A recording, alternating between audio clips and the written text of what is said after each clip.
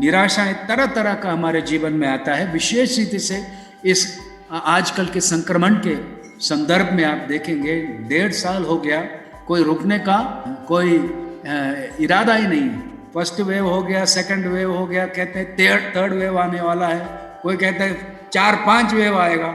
ये कहाँ अंत होगा, कैसा होगा, किसी को पता नहीं, है ना। इस संदर्भ में इस दौरान नौकरियां गई, है ना, काम नहीं है, बीमार, यदि आप संक्रमित हो गए और सीरियस हो गए तो लाखों रुपया खर्च करना पड़ता है। टेंशन है, डर है, अनिश्चयता है, बच्चों का पढ़ाई, स्कूल नहीं है और इंटरनेट में पढ़ाई, क्या पढ़ाई है, कोई पढ़ाई है ना। एक बहुत से हम लोग कहानियाँ पढ़ते हैं, एक मम्मी जो है बेटी के समान बनकर अपने क्लास में बैठ रही है ना। बहुत से ड्रामा होते हुए हम देखा है ना। ऑफिस वाले ऑनलाइन ऑफिस में रहते हैं, इसलिए शर्ट बदलते हैं, नीचे शॉर्ट्स पहन के बैठे रहते हैं, है ना, किसी को पता नहीं, है ना। बहुत से हम कहानियाँ, पर बहुत बहुत मुश्किल परिस्थितियाँ हैं, लोगों का काम नहीं है, विशेष रीति से गरीब लोगों को जो हर दिन कमा कर खाने वाले हैं, है नहीं कुछ, सो बहुत निराश हैं लोग। प्रिय लोग मरे हैं और ऐसे मरे हैं कि उनको मिल भी नहीं सके, उनको गले भी नहीं लगा सके, उनको इज्जत के साथ दफना भी नहीं सकते, ऐसे भी परिस्थितियां अनेक हुई है। सो एक मुश्किल परिस्थितियों से हम जा रहे हैं, निराशा छाया हुआ है चारों तरफ। तो हम कैसे इनसे उभरें, और दाऊद कैसा उभरा और कैसा अपने आप को प्रभु में उत्साहित किया, उसका परिस्थिति क्या था, क्या निराशाएं उसके जीवन में आए, ये सब बातों को पहला देखा। उसका नौकरी गया, वो आमदनी गया, उसका पोजीशन गया, सब कुछ गया। दूसरा, उसका परिवार गया। तीसरा, उसके आत्मिक गुरु चला गया। पांचवा, उसके दोस्त से अलग हो गया। और छठा, अपना देश को छोड़कर वो भागना पड़ा और उसको गुफाओं में रहना पड़ा, है ना। सो आप दाऊद के परिस्थिति को जरा अंदाजा कीजिए। वो राजमहल में रहने का अपेक्षा किया, पर अब गुफा में है।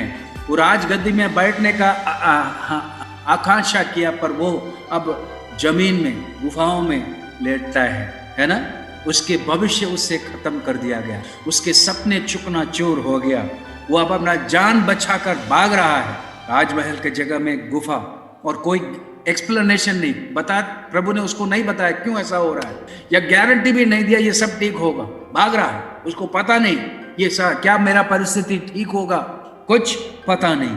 आज मैं उस गुफा के विषय में आप लोगों के साथ बात करना चाहता हूँ प्रिय जी। गुफा वो जगह है जहाँ आप और हम पहुँच जाते हैं जब जिस बातों पर हम अपने भरोसा रखते हैं, हमारा नौकरी, हमारा पैसा, हमारा परिवार, हमारे मित्र, हमारे कनेक्शंस, वो सब हमसे जब हटा लिया जाता है, सब कुछ, हमारे सपने चूकना-चूर जब हो जाता है, हम क्या करेंगे प्रिय जी। ऐसे परिस्थिति में हम क्या करेंगे।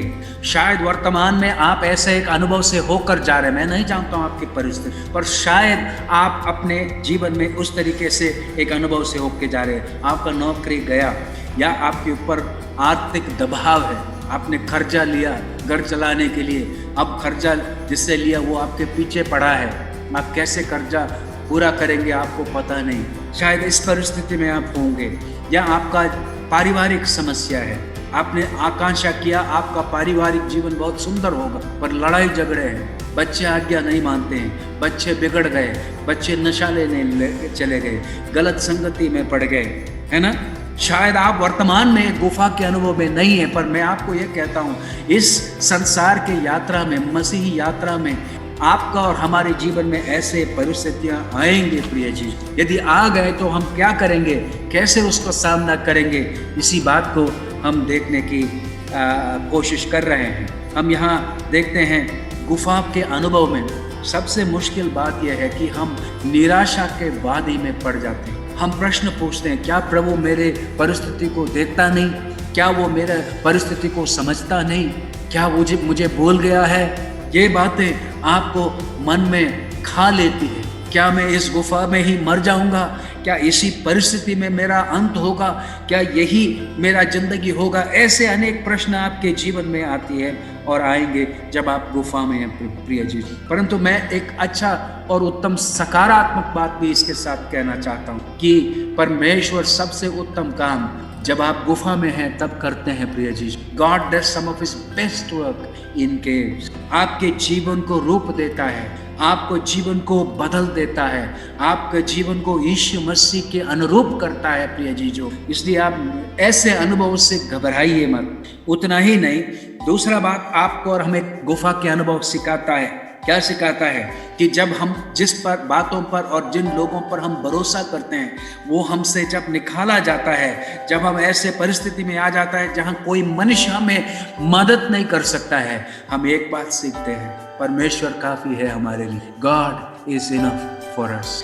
इसलिए प्रिय जी जो घबराइए मत। आपसे सब कुछ छीन लिया गया, घबराइए मत। सब कुछ छोड़ दिया, घबराइए मत। सब लोग छोड़ दिया, घबराइए मत। प्रभु आपके साथ है, प्रभु आपको छोड़ेगा नहीं। और ये जान लीजिए उस गुफा में सबसे उत्तम काम प्रभु करता है। God does some of his best work in the cave. इसमें कोई अचंभे की बात नहीं है कि प्रभु में उसने अपने सुरक्षा पाया, जैसा मैंने कहा, क्योंकि इस गुफाओं में प्रभु सबसे उत्तम काम करते हैं। आप देखिए दाऊद के संतान, कौन है दाऊद के संतान? प्रभु यीशु मसीह, है ना? स्वर्ग छोड़कर इस धरती पर आया आपके लिए और हमारे लिए। प्रिय जी जो उसको तिरस्कृत कर दिया गया, उसके साथ 3 साल खाया पिया सीखा प्यार जाना, उसने धोखा दिया। पतरस उसको इनकार किया, चेले सब भाग गए और उससे बढ़कर पिता ने अपने पुत्र को त्याग दिया। हे मेरे परमेश्वर, हे मेरे परमेश्वर, मुझे क्यों ठुकराया गया? मेरे ख्याल से यीशु मसीह जिस परिस्थिति में आए आपके लिए और हमारे लिए, हमारा सब्स्टिट्यूट बनकर हमारा बदले में खड़ा हो, और अंत में मरने के बाद उसको कहाँ फेंका? हे गुफा में डाला, है ना? ये गुफा में डाल के सील भी कर दिया, रोम के क्या छाप लग गई।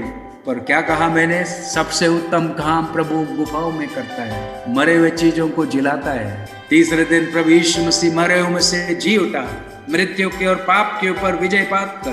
प्रिय जी जो प्रभु आपको अपने आपके गुफा के अनुभव में, आपके जीवन में ऐसे काम करेगा, मरे हुए चीजों को आपके जीवन में हटाकर आपको नया व्यक्ति बनाएगा, रूपांतरित करेगा।